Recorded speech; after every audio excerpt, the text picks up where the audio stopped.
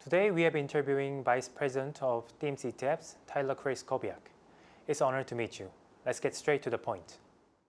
The Fed's interest rate policy is having a significant impact on the stock market.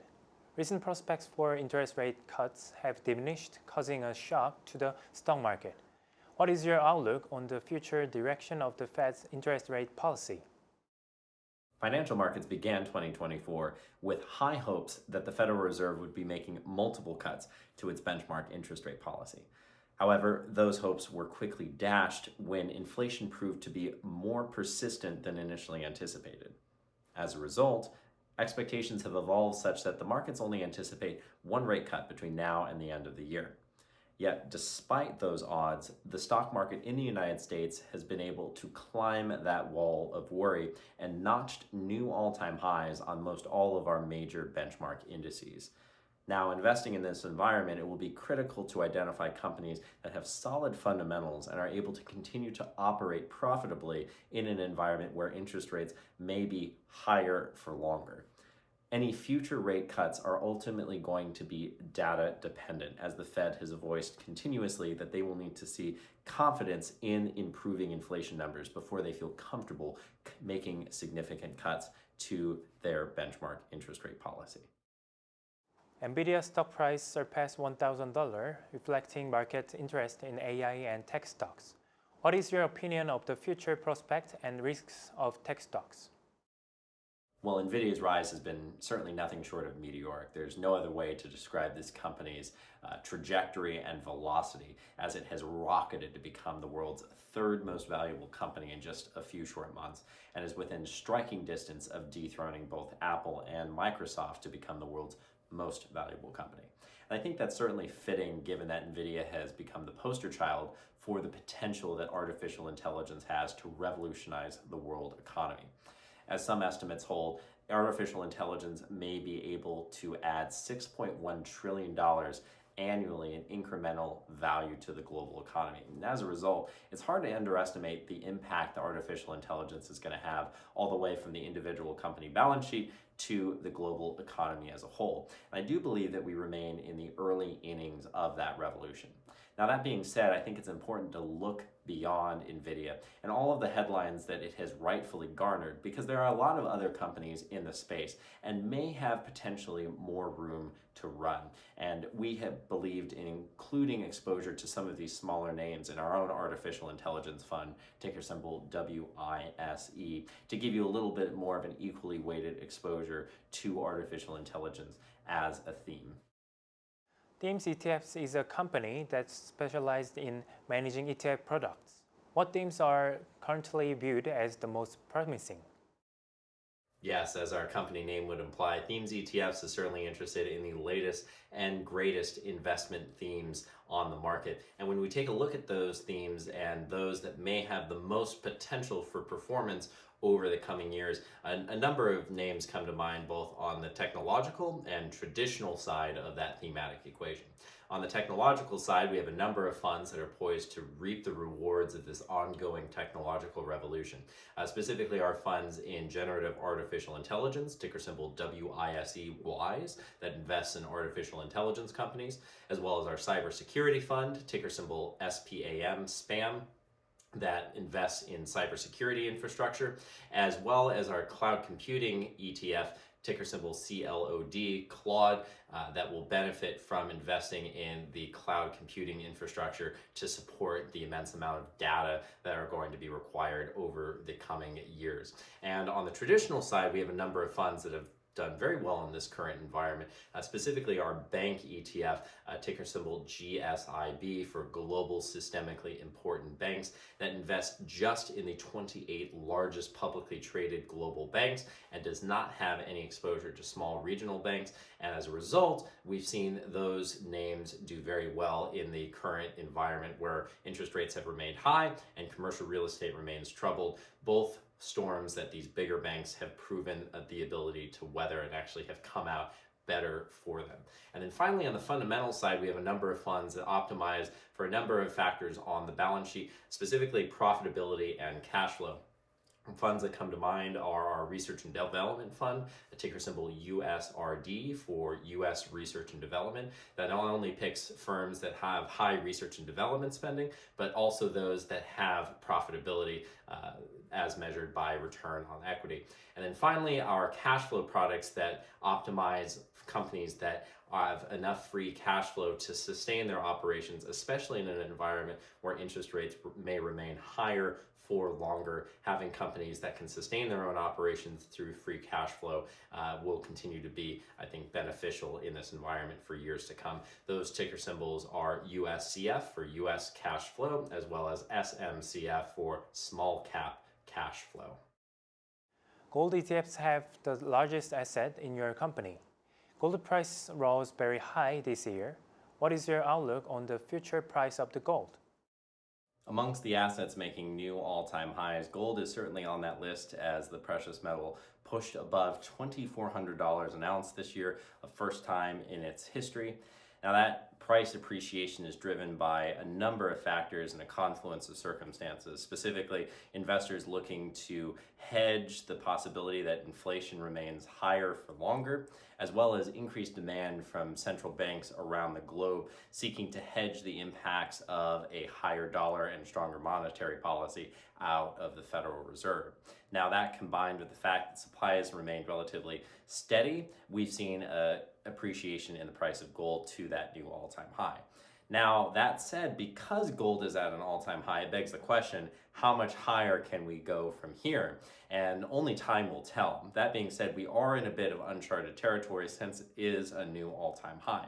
Now, that being said, for those who are looking to play the gold trade but may want more potential for performance, you may want to look to gold miners rather than investing in gold bullion. Now, the reason being is that gold miners are actually up higher than gold so far this year. Gold miners are up about 15%, whereas the price of gold only up 12%. And the reason for that is gold miners started at a much lower valuation, relatively speaking. For many years, gold miners were systemically undervalued by the market. Even now, they have a price to book ratio of about 1.8 relative to 4.7 for the broader market as measured by the S&P 500. So S&P 500, 4.7, gold miners at 1.8. Relatively wide valuation differential, and that combined with the fact that their margins are now significantly improved. Their all-in sustaining margins are about $1,300 per ounce, and the price of gold is at $2,400 an ounce. These companies are making over $1,000 in their margins, one of the higher spreads they've had throughout their history. Combine both of these variables together, low valuations, better margins, we've seen better performance out of the miners than we have even out of gold bullion. So for those looking to play that trade, you may want to look at gold miners. As the US presidential election approaches this November, political uncertainty in the stock market is increasing. What impact might the US presidential election have on the stock market? While there's certainly been no shortage of headlines dedicated to our upcoming US presidential election cycle in November, I think it's important to remember that the trajectory of the stock market will be dictated by the Federal Reserve much more than the occupant of the Oval Office. So again, monetary policy being relatively independent of whatever happens in November.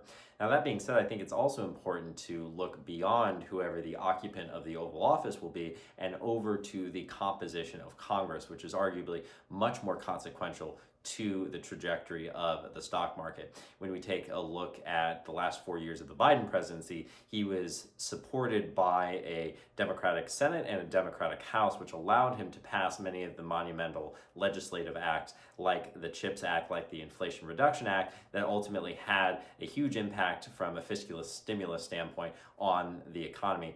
On the flip side, if a Republican does take the White House, his ability to push through prototypical Republican legislation like tax cuts is going to be dependent upon his ability to have a Republican Congress that can help support him in those endeavors. So, the commercial real estate crisis has resurfaced recently.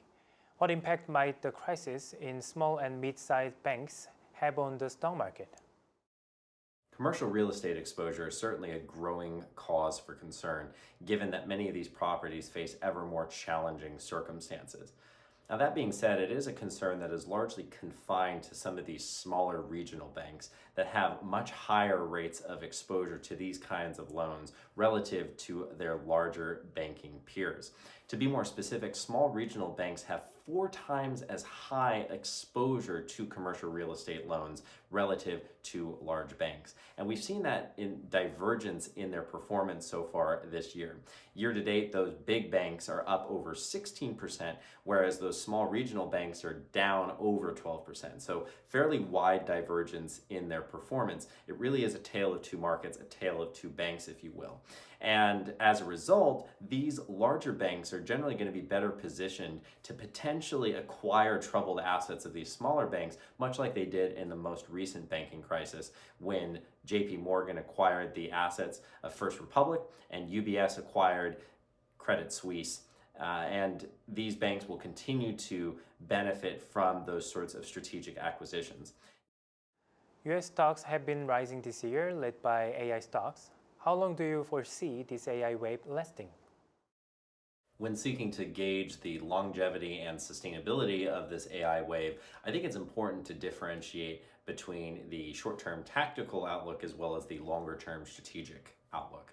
And when we look longer term, I think it's really hard to put a cap on the potential upside for artificial intelligence over the next 5 to 10 years. I continue to think that this will be the engine that will power economic growth for the foreseeable future, and we remain in the early innings of that technological revolution over this very long term. When we look at the most recent analogous comparison, namely the internet, we see how long the internet continued to revolutionize the economy and how those names to this day continue to be some of the largest companies in the market.